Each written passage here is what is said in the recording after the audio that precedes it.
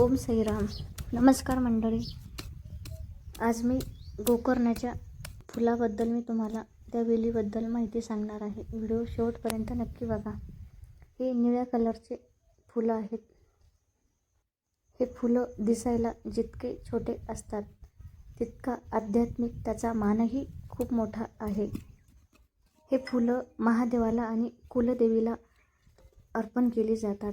हे खूप छान फुलं असतात.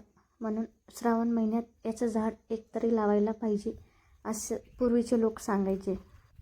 पण तुम्हाला माहिती आहे का, हे झाड फक्त पूजेसाठी नाही तर वनस्पती शास्त्रानुसार याचे खूप मोठे फायदे सांगण्यात आले आहेत.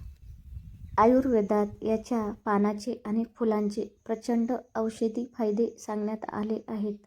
विशेष आपल्या चेहऱ्याच्या सौंदर्यासाठी आणि त्वचेच्या आरोग्यासाठी ही फुले आणि पाने खूप गुणकारी मानली जातात. या निळ्या फुलांचा आणि पानांचा पेस्ट करून चेहऱ्यावर लावला तर पिंपल कमी होण्यास मदत होते आणि डाग. बाजारात मिळणाऱ्या वनस्पतीपेक्षा कितीतरी पटीने आपल्या दारात लावलेल्या वनस्पतीमध्ये फायदे आहेत, पण ते आपल्याला माहिती नाही. त्वचेला एक नैसर्गिक चमक मिळते.